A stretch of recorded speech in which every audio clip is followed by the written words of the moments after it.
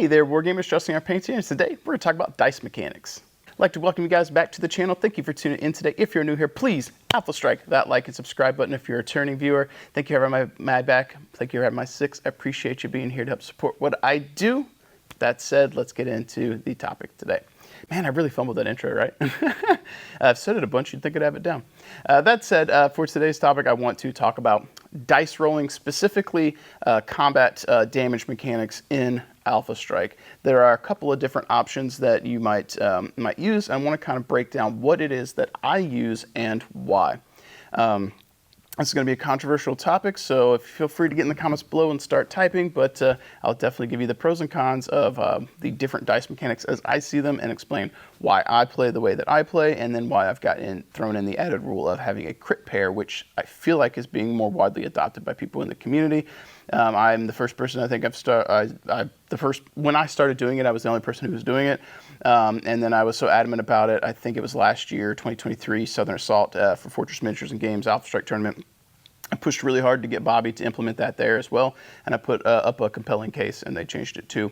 That may or may not sway you, but we'll see. So we'll flip it around, have some dice in my hands, and we'll lay stuff out, and I will talk about the mechanics that I like, the pros and cons, and yeah, sound off in the comments below. Let me know what you think, what dice things you do, any house rules that you've got, and let's get that discussion. All right, guys, so I've got some dice here before me, and I'm going to grab these out so I can kind of give you a breakdown of how I handle playing or dealing damage in Alpha Strike. And some of this you may have seen before, some of it you may have not, but we're going to go over it anyway, just so I can give you guys kind of my perspective on how this works. So I'm going to get some dice out here so that I can have some visual representation for you guys, and I'm, totally not trying to get all the cool dice out of my bag of holding here. Alright, so we've got some dice out here that'll represent the dice mechanics that you will often see in Battletech Alpha Strike.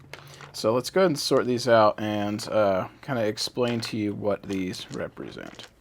Alright, so we've got 4 different dice methods that you'll often see.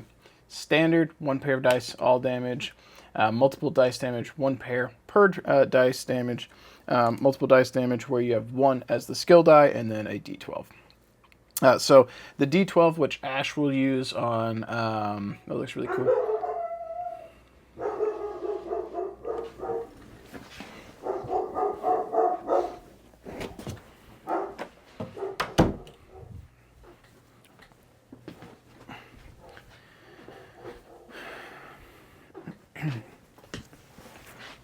The D12, which Ash from Grid Miniature Games will use, uses this for speed on his channel, and he'll use multiples. I don't have that many, but he'll use a bunch, so 1 of these per damage you deal.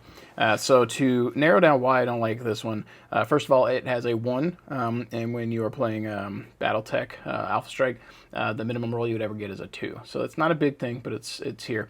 And when you go to roll critical results with this, it's a 1 in 12 chance. So the minimum roll on the crit table is a 2. This can roll a 1.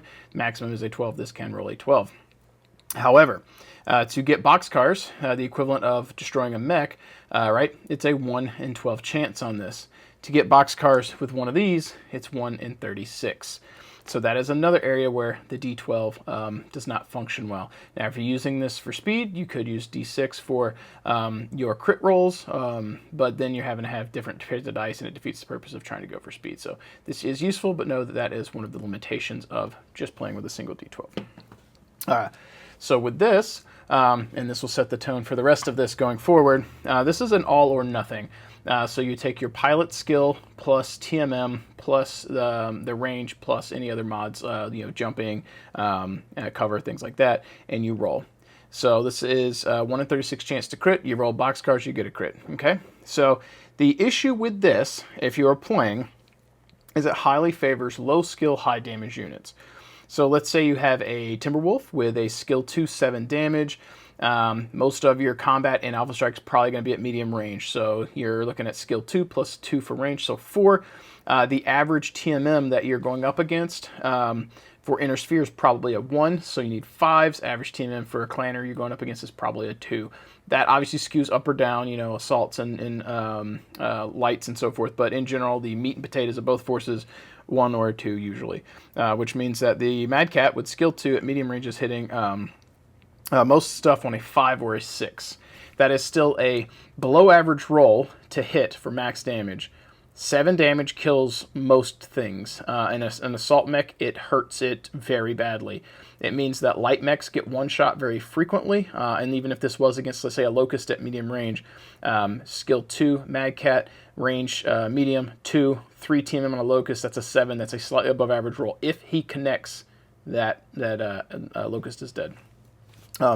So that highly favors low skill, high damage units who could just delete stuff. There's also a Turkina out there that I think has like 10 plus damage. If you are able to field it with that low skill, just nukes stuff. Okay, so this works really good if you're playing with a lot of models, like scores of minis, and you want to go really quickly. This could be something that speeds it up. If you're playing with like less than 20 models, this is not necessary. These seem like they bog things down, but they don't bog them down that much. So where that Mad Cat would have needed a 5 to hit that Locust, right? It doesn't have to roll the, a 7 hit that Locust. It doesn't have to roll 7 once to kill it, which would spike it and do maximum all damage. It would have to roll 7. Locust typically has 3 or 4 life. It would have to roll a 7 3 times. When you need a 7, which is an above average roll, or slightly above average, in a 2d6, you're looking at like a 6.5, so per roll on average, something like that. So if you're needing a 7, you have a slightly above average roll, which means statistically it will hit with close to half of this damage, but there's a pretty good variance that it's going to hit, that it might skew one way and you only get 2 damage and 4 misses, or maybe you get half and half and you kill it, or maybe you skew and you get all 4 and you kill it, or whatever. So it gives you a little granularity, and it helps mitigate or split the damage out a little bit so that it's not just all or nothing and you're just deleting units. And the Locust is a small example, but if you think of like a Timberwolf, or not Timberwolf, a Hunchback, which I think has like 8 life, right? That almost one-shots it if it hits, right? Thor, I think the Thor has, 7 HP, something like that, give or take, almost gets one shot if he gets hit with that, right? If you do this, you end up allowing the damage to be spread across the damage pool. Criticals happen more often. What's the point of having criticals that you can roll on with the all or nothing against a Locust if you hit it and it's dead, right? Or you boxcar it. Doesn't matter you rolled a crit against that Locust, it's dead, right? So things die and all of a sudden the crit table just doesn't matter because things go down so quickly. This gives you a lot of variance. This also means you don't spike that much. So if you roll boxcars on this one, which equivalent of that would be all or nothing, but not with this. So each one of these has to roll well. So if you spike any one pair of these, it's not nearly as devastating, so it spreads it out. Now, one of the house rules that I use, which Southern Assault also uses now, which I think is due in no small part to me pushing that.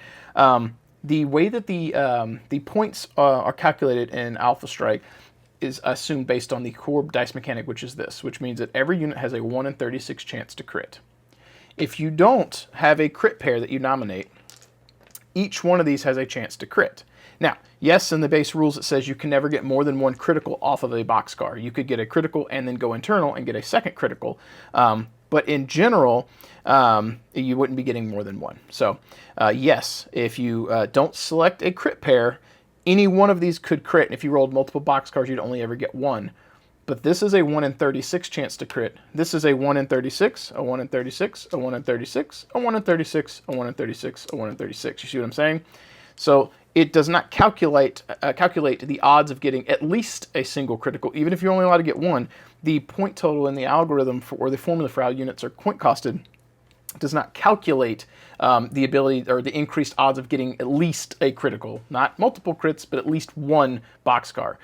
Even if you only got to allocate 1, you still have multiple chances to get it. So by locking it here, you mitigate any changes that you may inadvertently have made from going to this in terms of the point cost of a unit. Additionally, if you're looking at this, let's say you got that Mad Cat that we were using in the first example. 1 in 36 chance to crit, right? 7 damage, 1 in 36.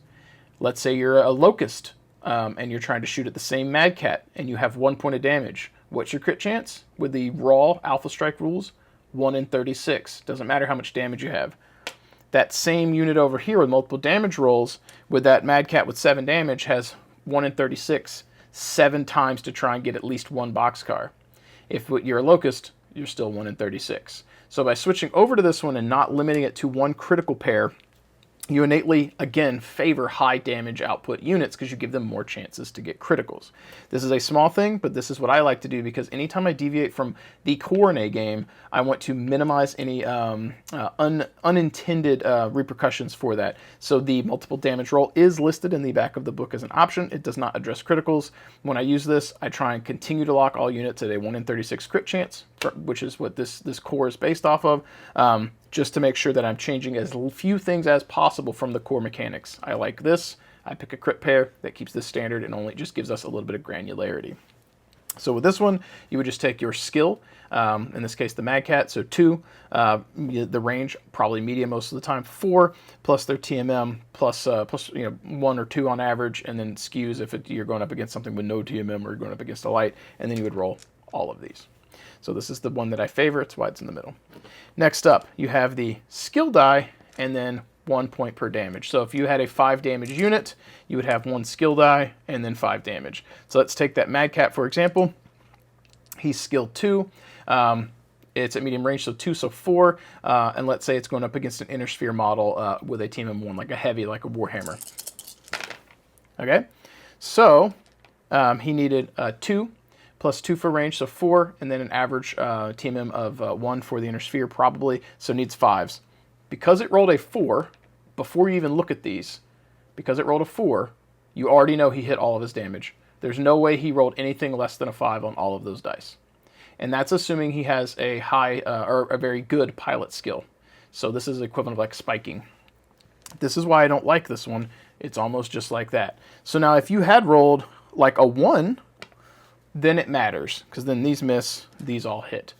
But if you spike this dice, you hit with so much stuff that it's almost like this. So let's say you are like a skill skill 4 Mad Cat. You're shooting at medium range, right? So skill 4 plus 2, 6 on average against inner sphere, going up against team and probably 1, needs 7s to hit, right? Let's say you roll that 6. Doesn't matter what these are. You already know you hit everything. Just by rolling 1 6, you had a 1 in 6 chance to hit all of your damage. That was a 16.6 or something % chance to spike and hit all of your damage. That's not great. That's awful. And then if you rolled a 5, it's still almost the same. So 5, and then you had 1 in 6 on each one of those to miss. I missed none of them, right? So that is why I don't like this one, because it's very swingy. If you rolled a 1, you miss most things. If you have an average skill, if you have a really low skill, then this is just going to spike and you're going to be hitting everything just like you would with this. Anyway, on an average skill, it's very swingy because if you roll really low, it makes it to where these almost don't do anything. A couple times you get marginal hits, and then if you spike really high, it almost doesn't matter because you hit basically everything. So this one seems fun on paper and fast, and it can be good. I think it is better than this one. But I think this one is the most consistent and fair dice roll mechanic. So that is the 4 that I am aware of. Now, the D12 I think is fast for YouTube video filming. It's got a problem with the crit percentages because, again, 1 in 12 on the crit table for what the crit effect is, and that is inaccurate. Because if you're rolling trying to get boxcars in this or double 1s, it's 1 in 36. This is not 1 in 36 for those 2 results. So that's why I don't like that one. If you guys on YouTube land are doing any other dice roll mechanics of your own, sound off and let me know. If the math and the things or the concepts I'm trying to explain here didn't make sense, let me know. Just be aware that if you took anything from this, know these 2 things. 1, this is the most commonly used. If you play with me, we run with a crit pair. That's not required. It's a very small thing. Even this, without having a critical pair selected, is still better than these 2, in my opinion. But this is a small thing that keeps things standard to the core rules. This is very swingy and favors very low skill, high damage output units. This is very swingy, and same problem as this. If you have a low skill, you just roll 1 dice now, and if you spike it, you hit everything. And if you're an average or really poor skill, if you roll low, then you just miss everything anyway. This gives you the granularity that makes Alpha Strike fun, and it's that little bit of a bridge between Alpha Strike and Classic that I think a lot of people favor, and I think this is probably the most common dice roll mechanic you're going to see. At Southern Assault, this is the standard with a crit pair. And there's over 100 people that show up to attend to that event, the largest Alpha Strike tournament in the U.S., and the second largest being Northern Assault that I run. Currently sold out at 40 people. Would have had more if we had more space this year, but Nova didn't have it. And we also run the same thing with each pair and then one crit pair.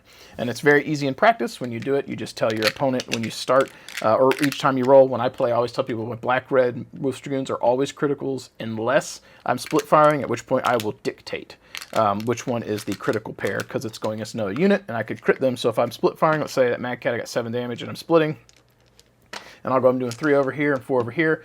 This one, these are my crits. They're always crits, forever crits. I tell you at the start of the game, Black Red always crits.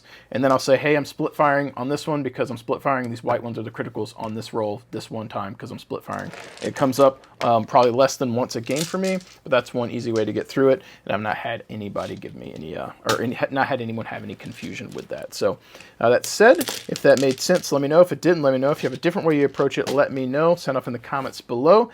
I would love to hear your thoughts. There you have it, guys. That is a breakdown of the different dice mechanics for damage allocation in Alpha Strike. If you liked any of these, sound off in the comments below. If you think they're absolute crap, also sound off if you got any house rules or any different dice mechanics that you employ. Sound off in the comments below. Let's get the discussion going.